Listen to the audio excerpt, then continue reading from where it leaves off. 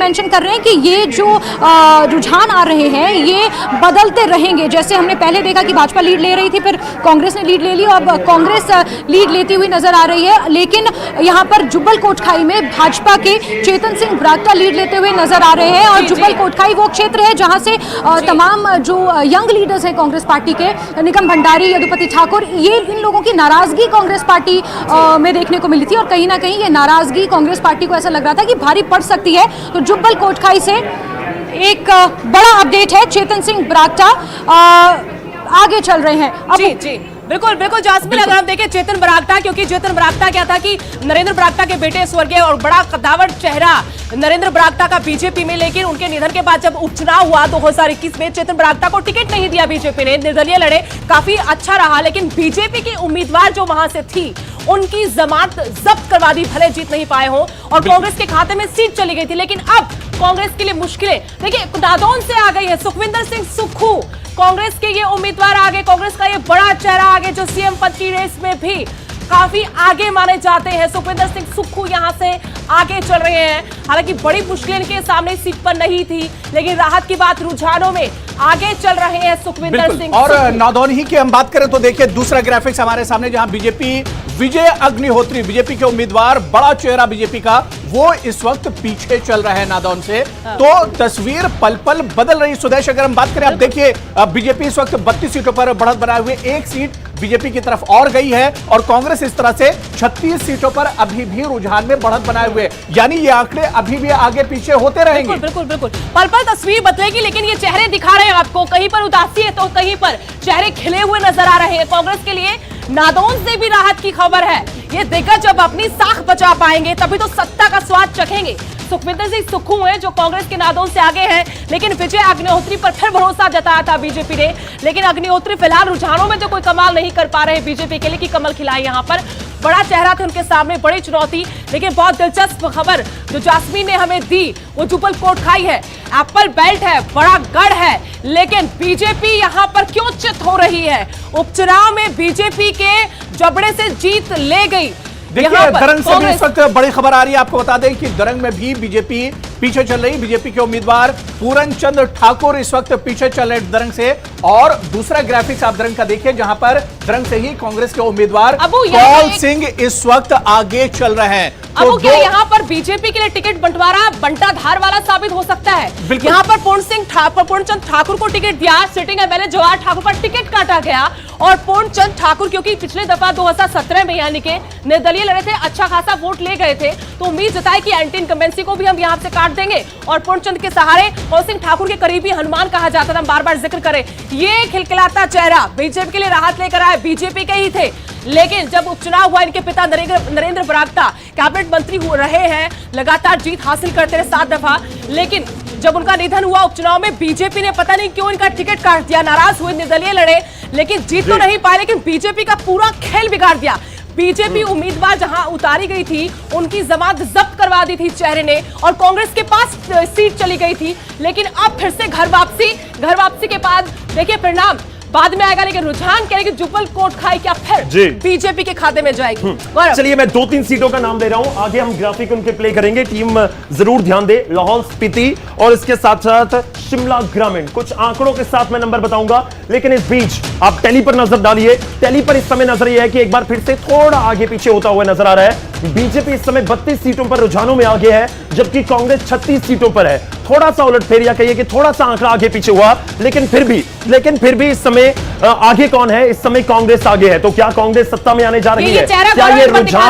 क्या ये रुझान बदल जाएंगे नतीजों में? और इस बीच शिमला ग्रामीण आ चुका है, लाहौल स्पीति आ चुका है। पहले लाहौल स्पीति का जिक्र। लाहौल स्पीति बहुत दुर्गम इलाका, लेकिन दुर्गम राह नजर नहीं आ रहे बीजेपी के जयराम ठाकुर के मंत्री डॉक्टर रामलाल मारकंडा के लिए, सात छवि के नेता हैं। इस इलाके में जो बातें कही, दावे किए गए 2017 को लेकर, वो वादे पूरे किए और उनका परिणाम दिख रहा है कि कैसे अभी फिलहाल रुझानों में मतदाताओं का साथ अगर लाहौल स्पीति की हम बात करते हैं तो ये पहाड़ी एरिया है, यानी पहाड़ी एरिया में कमल खिल रहा है, लेकिन जमीन पर जब आ रहे हैं तो थोड़ा सा कमल मुरझाया हुआ नजर आ रहा है। एक अपडेट दे दूं अपने दर्शकों को, डॉक्टर रामलाल मारकंडा इस समय 301 वोट से आगे हैं। 301 वोट से, बहुत बड़ा आंकड़ा नहीं है ये, पहले राउंड के बाद का बिल्कुल एग्जैक्ट फिगर आपको बता रहा हूं। 301 वोट से इस समय आगे हैं। और उसके बाद मैं शिमला ग्रामीण का जिक्र करूंगा। आगे कौन है? डॉक्टर रामलाल मारकंडा, रवि ठाकुर पीछे हैं। और रवि ठाकुर को जो पहले राउंड में करीब 950 वोट मिली, और उसके बाद मारकंडा का मैं जिक्र कर रहा हूं, उनको मिली है 1250 वोट। तो लगभग 300 वोट का फर्क है। और अभी पहले राउंड के बाद हमारे पास ये आंकड़े आए हुए हैं, यानी कि बहुत जल्दी ये आंकड़ा चेंज भी हो सकता है राउंड दर। लेकिन हम बात करते हैं कि जो शिमला ग्रामीण सीट है उसका दर्शक पूछ रहे कि वहां का हाल बताइए। देखिए, हाल इसलिए जानना चाहते हैं, कांग्रेस दावा करे कि सरकार बनाएंगे और रिवाज भी यही कहता है कि यहां पर सरकार बदलती जरूर है। अब विक्रमादित्य सिंह वहां से लीड कर रहे हैं। हम कहा चाहेंगे हमारी टीम से कि विक्रमादित्य सिंह की सीट का हाल जरा यहां तस्वीर पर दिखाया जाए। विक्रमादित्य सिंह वहां आगे चल रहे हैं, तस्वीर थोड़ी देर बाद यहां पर आपको नजर आएगी।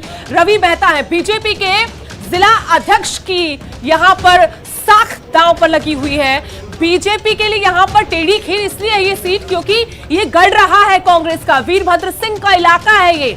वीरभद्र सिंह ने 2012 में यहां से चुनाव लड़ा था, जीते थे, फिर मुख्यमंत्री की कुर्सी पर बैठे थे। उसके बाद 2017 में काफी अंदर खाने फूट के बावजूद अपने बेटे को टिकट दिलाने में चलिए आगे फटाफट अपडेट लेंगे हम। इसके बाद शिमला शहरी सीट, अगर ग्राफिक ला पाए, शिमला अर्बन सीट के ऊपर इस समय क्या कुछ अपडेट, अगर ग्राफिक ला पाए। और सुंदरनगर की सीट आ चुकी है, उस स्क्रीन के ऊपर हम शिमला शहरी सीट ले आएंगे। सुंदरनगर में इस समय बीजेपी आगे है, राकेश जम्वाल आगे हैं। ये सुंदरनगर से बड़ी खबर आपको दे रहे हैं। राहत है, बागियों वाली सीट है, बागियों वाली सीट है, ठाकुर के लिए राहत है ये। देखिए राकेश जम्वाल का, चलिए इस वक्त बड़ी खबर आ रही है। 31 सीटों पर बीजेपी, फिर एक सीट बीजेपी की कम हुई है। 31 सीटों पर इस वक्त बीजेपी लीड लिए हुए रुझान में, और 37 सीटों पर एक बार कांग्रेस फिर से लीड ली हुई है। यानी कांग्रेस के लिए थोड़ी सी राहत की खबर है।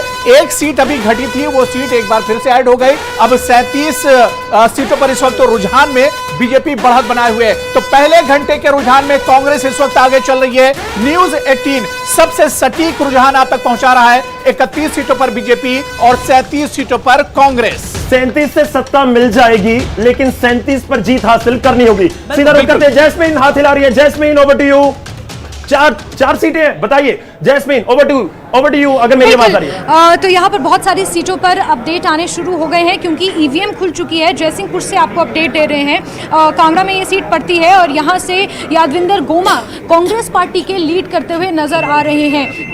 तो कांगड़ा में जिस तरीके से हम बार बार ये जिक्र करते हैं कि कांगड़ा में जो पार्टी सबसे ज़्यादा सीटें हथियाती है उसकी सरकार बनती है, उसका रास्ता शिमला का थोड़ा आसान हो जाता है थ्रू कांगड़ा। तो जयसिंहपुर से आपको अपडेट दे रहे हैं जहां यादविंदर गोमा कांग्रेस पार्टी के लीड कर रहे हैं। वहीं यहां से एक अपडेट सोलन से भी आया है। सोलन के कसौली विधानसभा सीट से ये अपडेट है जहां विनोद सुल्तानपुरी कांग्रेस पार्टी के लीड कर रहे हैं। तो जयसिंहपुर से भी कांग्रेस पार्टी लीड करती हुई नजर आ रही है, कसौली से भी कांग्रेस पार्टी लीड करती हुई नजर आ रही है। सोलन, शिमला, सिरमौर ये वो इलाके हैं जो कहीं ना कहीं कांग्रेस को वहां पर एज मिलता रहा है। और आपके पास क्या अपडेट है? शिमला से एक और अपडेट सामने, कसुमटी। जी हाँ, कसुमटी एक बड़ा महत्वपूर्ण इसलिए हो जाता है क्योंकि वहां पर टिकट को लेकर भाजपा ने फेरबदल किया था।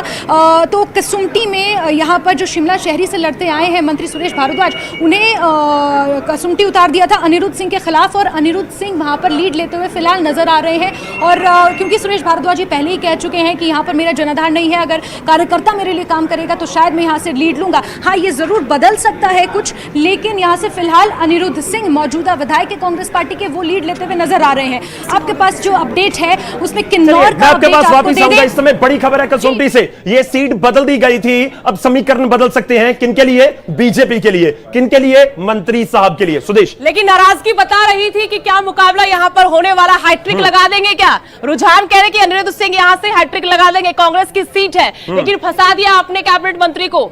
यहाँ पर सुरेश भारद्वाज देखिए, चेहरा कद्दावर नेता है, और शिमला शहरी से इनकी सीट बदलकर कुसुमटी कर दी गई। अब बीजेपी का कमर यहां पर पीछे है, कांग्रेस का हाथ आपको मजबूत नजर आ रहा होगा। सुरेश भारद्वाज ने खुले मन से नाराजगी जताई, लेकिन जानकार कहते हैं कि नाराजगी तो पहले मोल ले ली थी, आरएसएस से जो नाराजगी थी वो भारी पड़ गई। अब जनता ने बता दिया, कहते हैं हमारा ट्रफ नहीं है वो, हम हमारा कोई जनाधार वहां पड़ेगी, क्या करेंगे, फंसा दिया। 2 सीटें थी बड़े चेहरों की, राकेश पठानिया की हम बात कर रहे थे, लेकिन हम फतेहपुर और कुसुमटी की अगर बात करें, ये दोनों सीटें बीजेपी के लिए पहले से फंसी हुई थी। बिल्कुल, मैं फतेहपुर बहुत इंटरेस्टिंग है। फतेहपुर वही सीट है, याद होगा आपको, जिसपे कॉल आया था प्रधानमंत्री का, उस सीट का क्या अपडेट है बहुत जल्दी हमारी टीम आपको बताएगी।